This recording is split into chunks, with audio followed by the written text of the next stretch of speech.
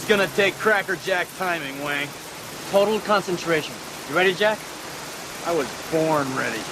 Hey everybody, welcome to the Jay Aruga Show. We have a very special guest today. He's a comic book industry commentator in YouTube. He does comic book reviews. He commanded satellites like Magneto, worked inside a mountain like the Thunderbolts, and served in the Afghan War. He's been to Afghanistan, like Tony Stark. So our guest is a real live superhero.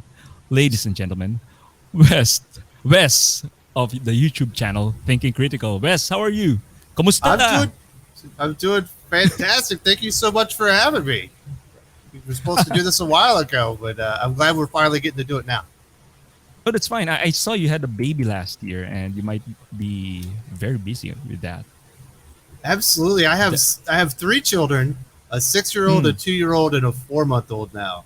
So life is very busy. Congratulations. Thank you. I've been a long-time follower of your YouTube channel. So I was watching back then when you're still not showing your face in the camera and you're mostly doing reviews. Yeah, I started out, I only showed my face if I did live streams. Otherwise, it was just pictures and everything. But I don't know. Might as well put it out there, right? Yeah, I haven't heard your story that much. And maybe you could walk us through your origin story. How did you end up serving the military to doing comic book commentaries? Oh, that's okay. Well, I was in a small town in the United States, and I don't know, things were not good in the home life. I could see things were a little bit off. So when I was 17, I actually signed up for the Air Force. I knew I needed to get to doing something, because I didn't want to be there anymore.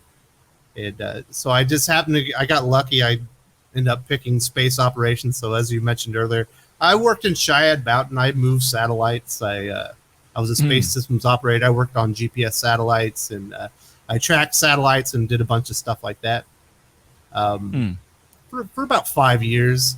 And then I wanted to do something else. So I ended up cross-training in intelligence. Ended up just kind of traveling the world. Ended up doing about a year in Afghanistan. I ended up in Korea. And then that's when I met my wife.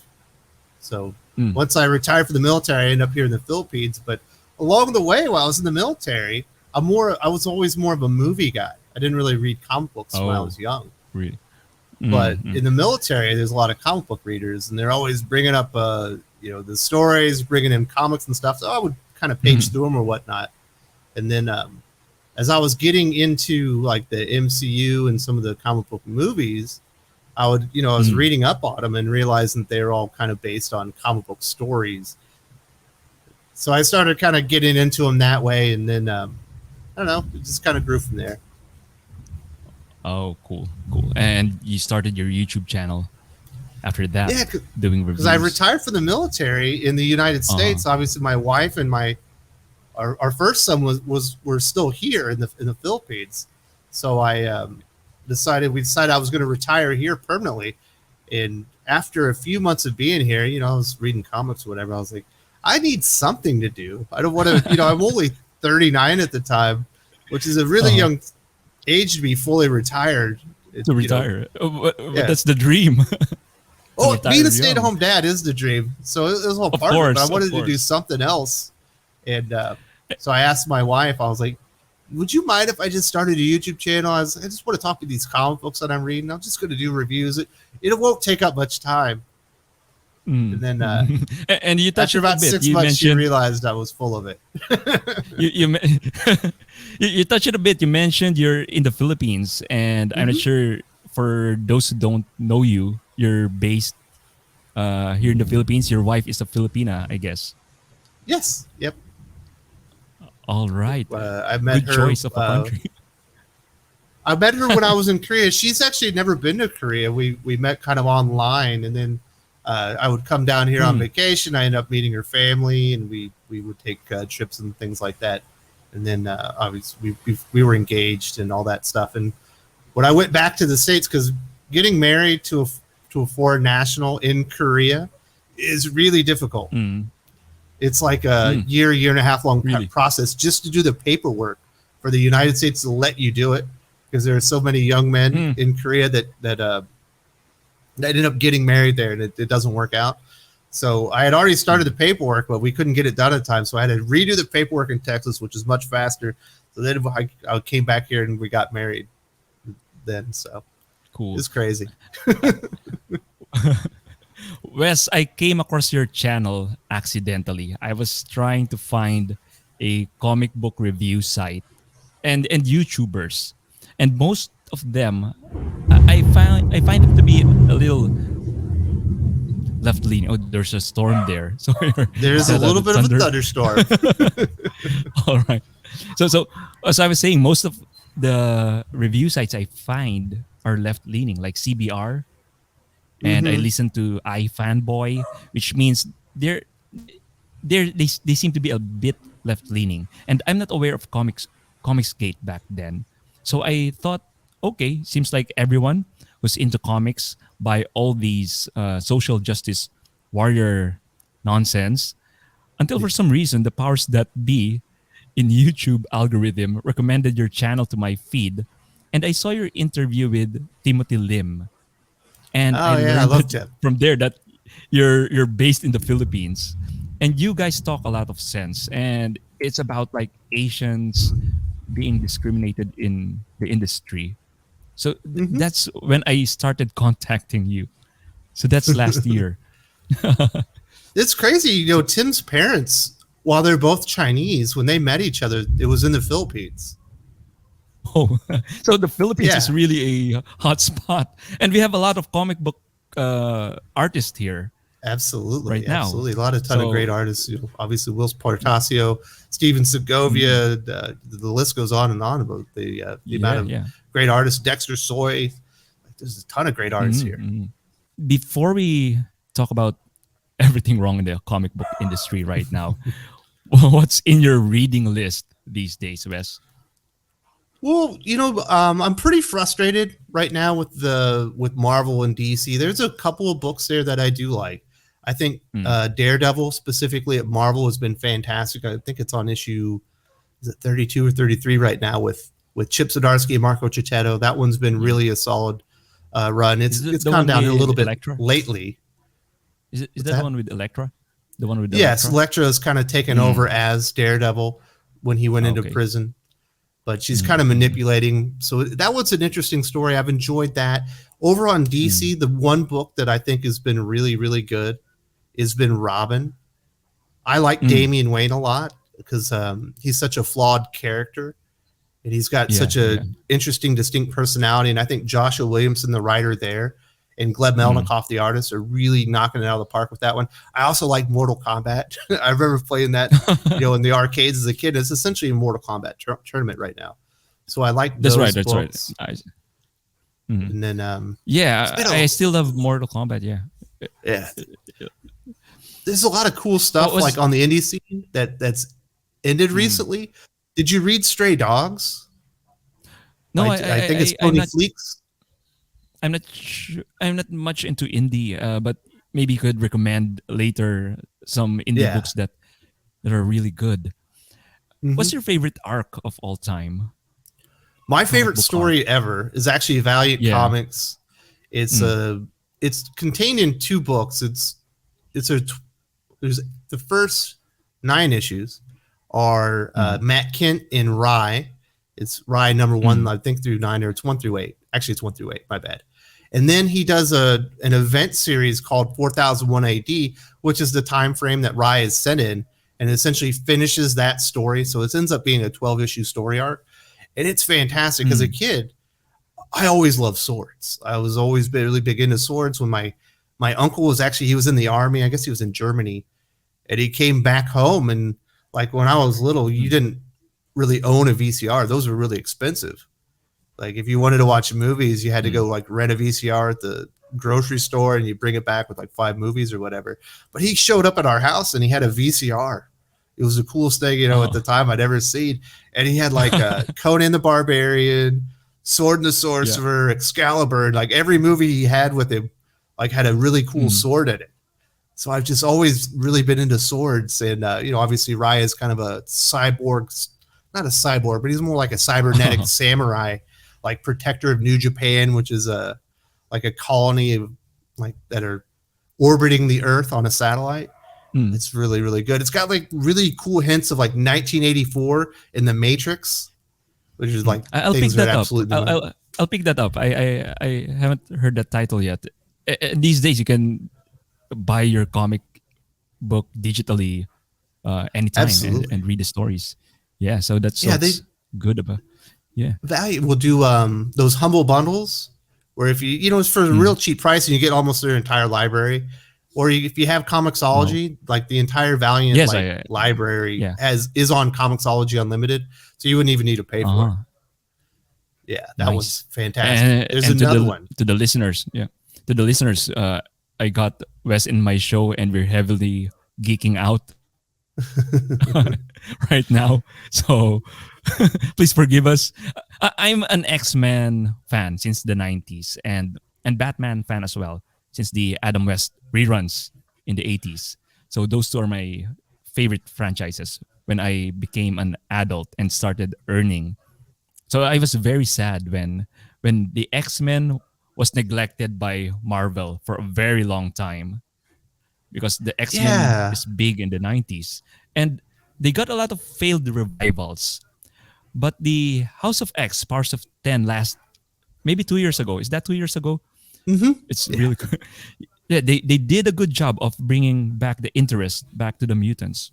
And I don't think I missed an X-Men book since the relaunch, but the momentum got lost since then.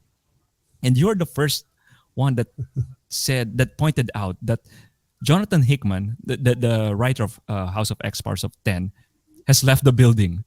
And I've been telling people in the comic book Facebook pages, guys, Hickman seems to be MIA for a very long time. Then they say, nah, he's still the architect.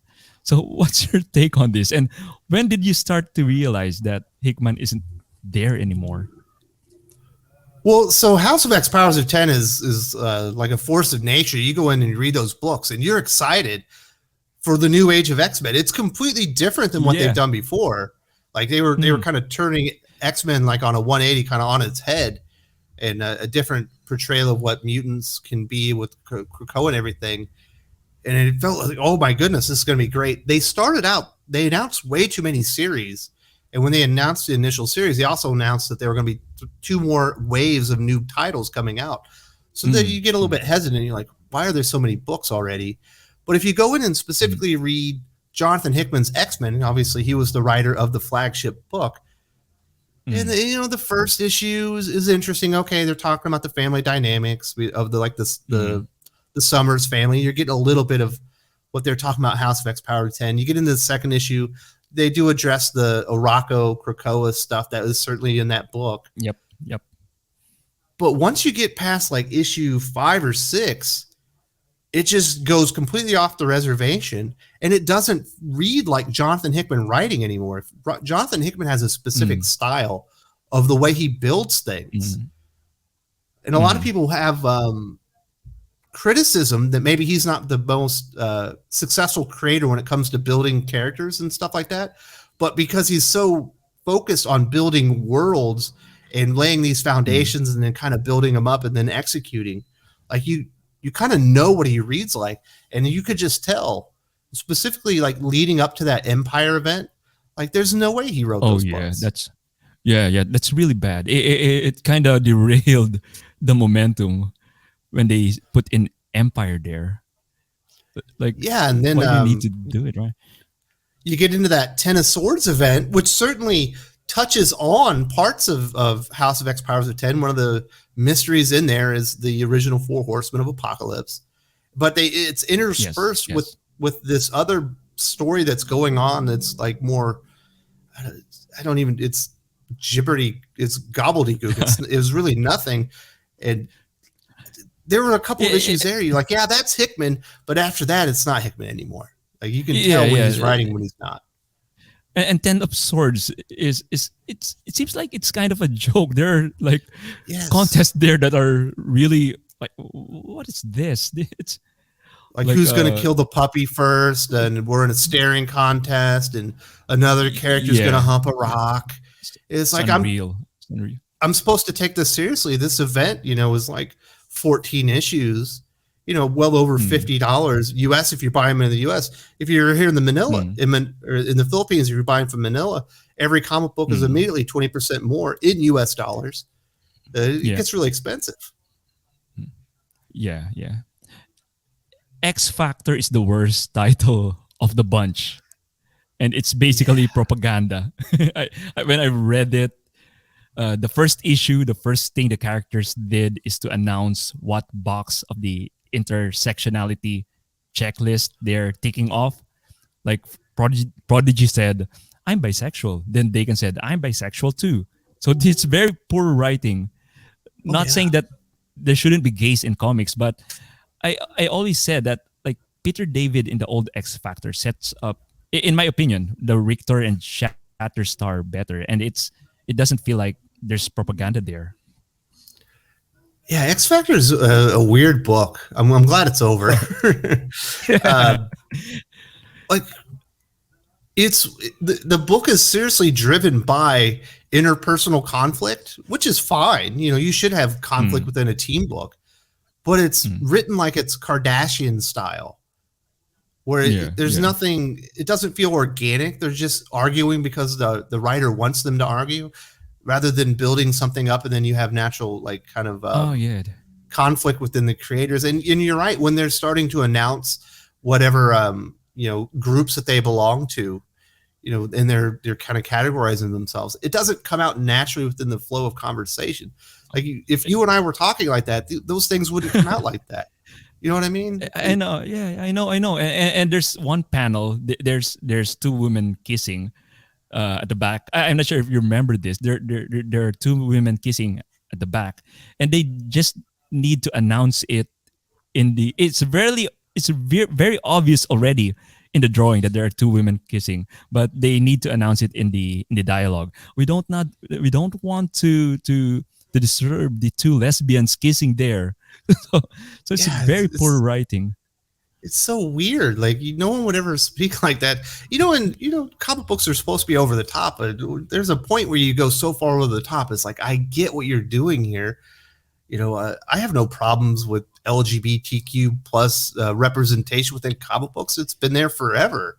In fact, Yeah, I would yeah, say, we probably need more of that within comic books, but it needs to be told like realistically, like to where it doesn't make yeah, the characters annoying or the story like I can't even read this because it's, I'm no longer reading a story. I'm reading like a propaganda pamphlet. yeah. I'm on the school of thought that when it comes to art, the art or the story should come first before your politics. And I don't mind any political views that are opposite mine. As long as you put a good art, a good story, I could appreciate that.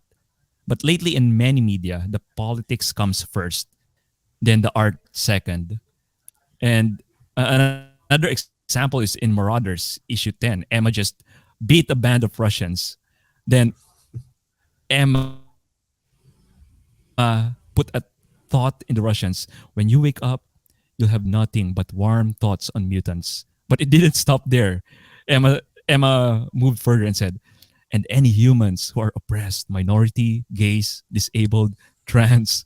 And it's kind of out of character because Krakoa is just for Why would mutants, Emma and care all of a about that? sudden, Emma thought, Yeah. why would Emma care about that, right? So, Yeah, it's so like a what's happening fascist here? nationalist state of Krakoa. Why would she care about those things? She should only care about mutants.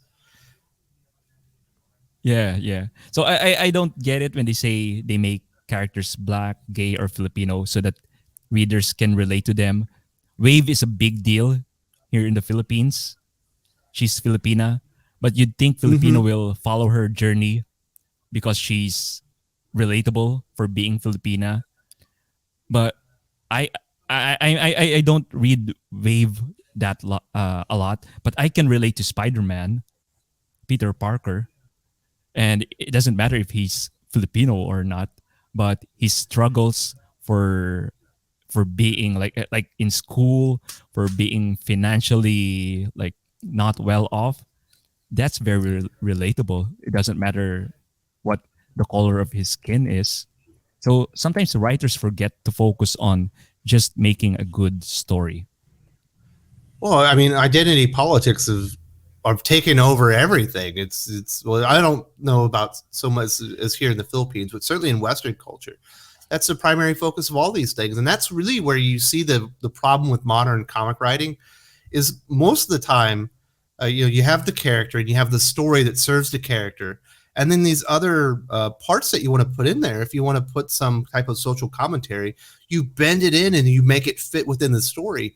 Now they take the character and they bend the character and break the character to the will of the writer and what he's actually trying to say, whether it fits the character or not. And that's why it doesn't feel right. It feels odd because if you've had a relationship with these characters for decades now, when what's going to make them conflicted, how are they going to react to some of these situations. And when that's 180, it takes you right out of the story. And you're right about relating to a character. Like Peter Parker is one of the most relatable characters in the entire in all comics, if not the most relatable. I say it's Nightwing, but I'm more of a DC guy. But Peter Parker, we've all been teenagers, we've all been awkward, we've all made mistakes, we've all felt guilty, and we've all tried to become better about it and grown up and lived our lives and all these things. And so he's so relatable in the fact that he feels a burden about the responsibility that he holds, and he doesn't want to let people down, but he's constantly put in positions where unfortunately he does let people down. He's flawed in that manner, just like you or I. And I think that's why everybody, regardless of race, religion, gender, ethnicity, can all really relate to that character because we've all been put in that position, no matter what class we're in. You know what I mean? Yeah. And we're just talking about Marvel. Does DC fare any better? And by the way, before we proceed, anything that excites you in the previous DC fandom? Have you seen the trailers? Well, I mean, they have that Super Sons animated movie. I love Super Sons. John Kent as like 10-year-old John Kent and 13-year-old Damian Wayne. I already talked about Damian earlier.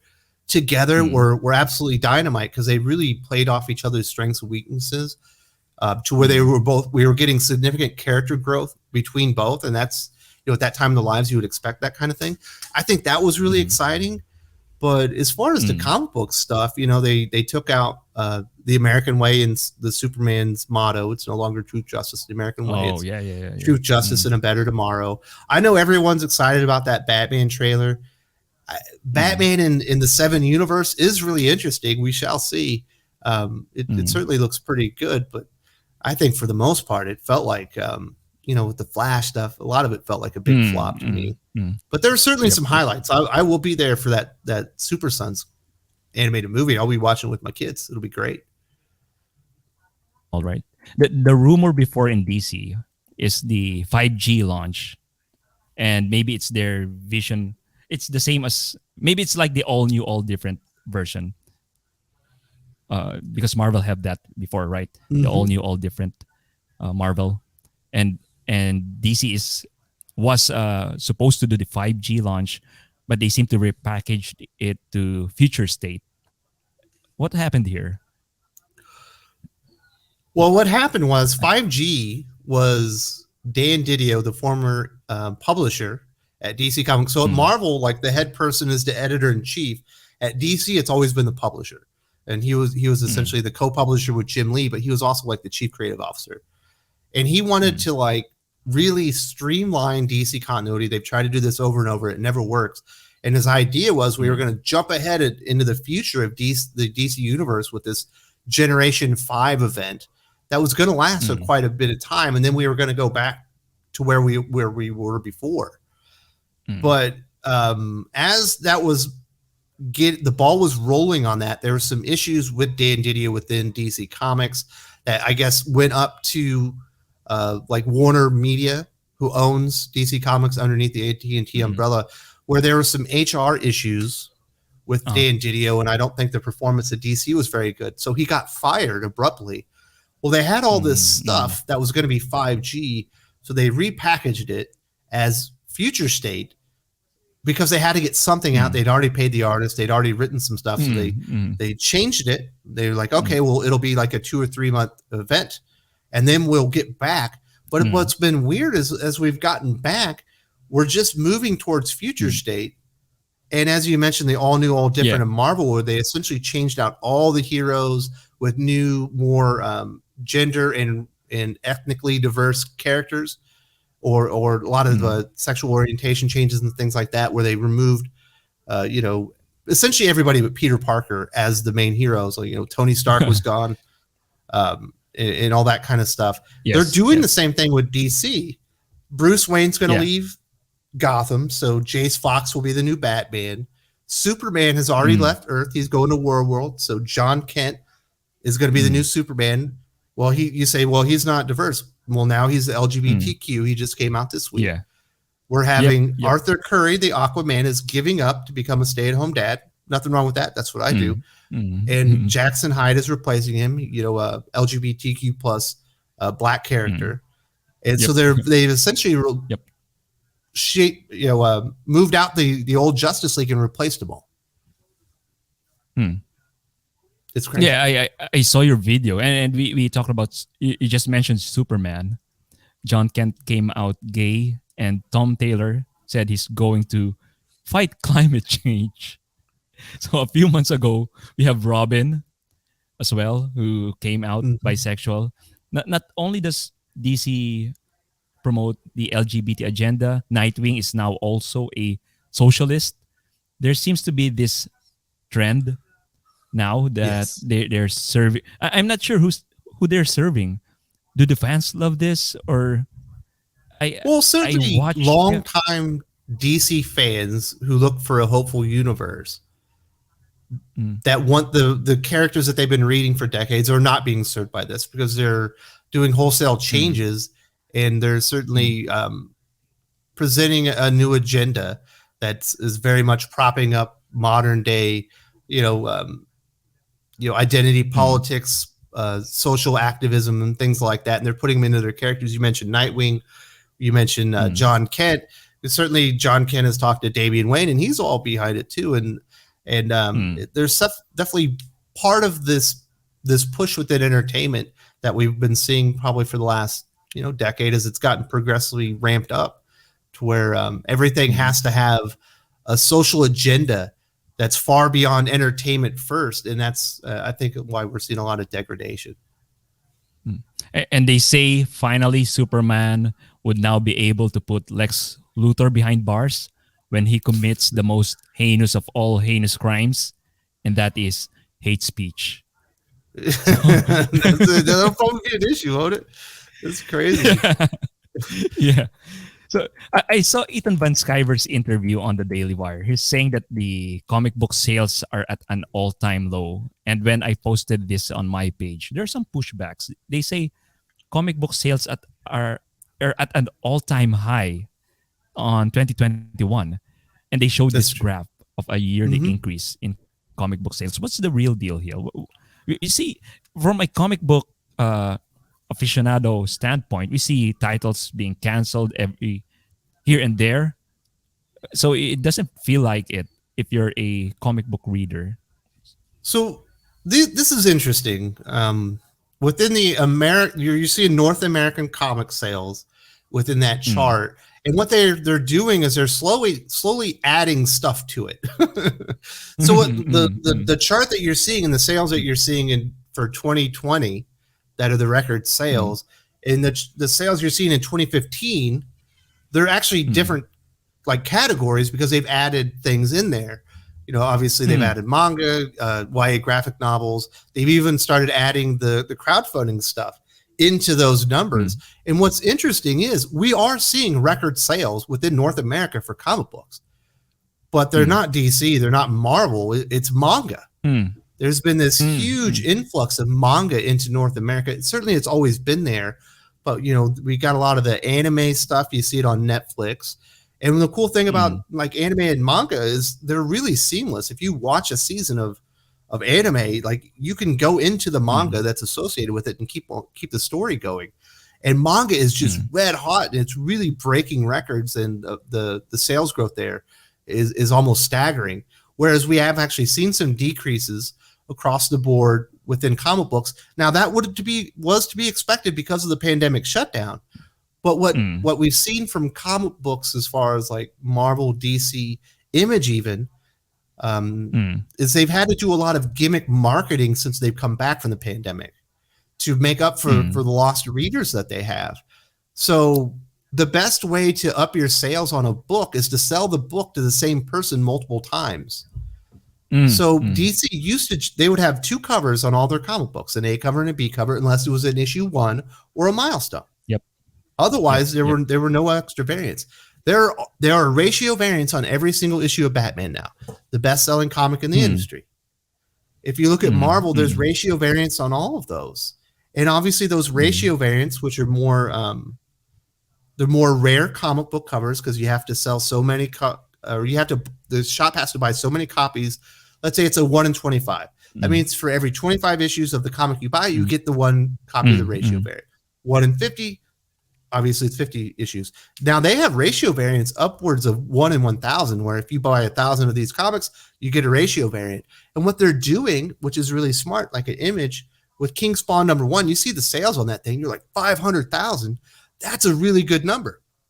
But there's a 1 in 250 ratio variant where the CGC, the standard and grading service, went there and they witnessed Todd McFarlane autograph 1,500 comic books because they were reading that 1 in 250 ratio variant because people were buying it so they could sell the autographed Todd McFarlane cover. So you probably have 400,000 comic books that were bought that won't be sold to actual customers. Ow. The comic book industry is very in a mess right now. How do you think the comic book industry would pick up from all of this? Has it ever been in a mess worse than this before? Is indie the way moving forward? And you kind of touched on indie. Are there very good indie titles right now that you could recommend? There's some really good indie stuff there. It's an interesting question. I believe in the 80s, DC did like a really big expansion of their line, and they had this huge winter storm that almost put them out of business because they had printed all these comics, they couldn't sell them, and they had to like scale back. That was really bad. Obviously, we had the 90s boom, the speculator boom that almost ended the industry. We ended up getting Marvel going into bankruptcy, which is why they had to sell off the movie and TV rights to Spider-Man, the XMen, Fantastic Four, and all those things to kind of keep themselves afloat. So there have definitely been hard times. But if you look at what DC and Marvel are having to do, they're really increasing the cover price really fast. We're seeing a lot of regular DC comics that are $6, like regular comic books. They're $6 and stuff like that. So they are eventually going to price themselves out of the market. You know what I mean? You know, no one's going to pay $10 for a 40-page comic. I was thinking that they'd like course correct if they're like failing at some point on sailing, but it doesn't seem like that. They seem to double down on whatever gimmick they're doing. So the thing you have to remember is obviously DC Comics is part of Warner Brothers and Warner Media, which is a part of AT&T, which is it's about to go and be part of Discovery, this huge streaming platform, Warner Media and Discovery. DC is a little bitty speck as far as their revenue goes. If DC doesn't make a lot of money, or even if they did increase revenues, they wouldn't notice it. It doesn't really matter as long as they don't lose money. And I've had no feedback behind the scenes that they are, then everything's fine. And you look over at Marvel, it's the same thing. Disney is an enormous company. They make lots of money off Marvel movies, Marvel streaming, Marvel TV shows, and Marvel merchandise. The comic books, even if they like quadrupled revenue in 1 year, they wouldn't notice it because the industry has become so small and shrunk down. And that's why eventually, if it gets so bad that they're losing money, they'll just license it out likely. Or, maybe they'll just print back issues. They've done stuff like that before. So I think you are right. I think indie comics are the wave of the future. And we're seeing a huge intake uptick as far as indie sales. Uh, Mm. Before the pandemic, or like 3 years ago, when Saga quit, there were only 2 indie titles that were able to ship over 30,000 copies. When Saga returns, they just announced that it's coming back off a hiatus after 3 years. Just the last time they reported sales, there were 11 of them in there, and one of them was at 450,000. And that's, the number of high selling indie comics is rising, rising, rising. If you look at the amount of money that's going into Indiegogo and Kickstarter that are backing indie comic projects, the pool is getting bigger and bigger and bigger as far as the revenue that's being raised and the amount of projects that are being funded. And then we have things like Substack. We've got opportunities out there with Patreon or whatever. You don't need DC or Marvel anymore to be successful. And in fact, with the advent of movies and streaming and the amount of money that people are making or not making, maybe you wrote Captain America, the Winter Soldier story, or Ed Brubaker, they make the movie, it makes $1 billion, and you get a check for $1,500. Not really worth it. Why would you want to go over there when you could go to Image and create your criminal universe or something like that that's going to be absolutely ready-made for streaming? Right. And I see big named writers right now moving to indie. Scott Snyder, James Tynion, is he going to indie as well?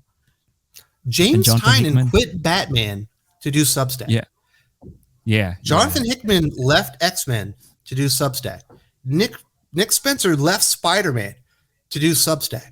Those are the 3 biggest, highest selling franchises in comic books. All the writers left within a span of a month. That tells you everything you need to know about at least the way the creators are seeing it. Yep. Wes, we've come to the end of the episode. Thanks for accepting my invite. I had a lot of fun talking to you about comics, the industry, the industry that we love, comic books. And I hope we got to talk again soon after this. And I'm glad to have met you. And please invite them to your channel and your social media. Absolutely. I want to say thank you very much to Jay for inviting me on. I love talking about this geek stuff. I do it all the time, obviously, on my YouTube channel. It's called Thinking Critical. I also have a podcast where I broadcast a lot of the information that's there. Like if you want to listen into car rides, I know if you're in the Philippines, you might be in a car ride for a while. If you're in Manila, you can download the podcast, listen to it there. That one's Thinking Critical Comic Book Podcast as well there. So a couple of places that you can check out the content. It's mostly comic books, but I do wade into pop culture and some culture issues. All right. This has been another episode of the Jay Aruga Show. At the end of the day, it will be night. Goodbye.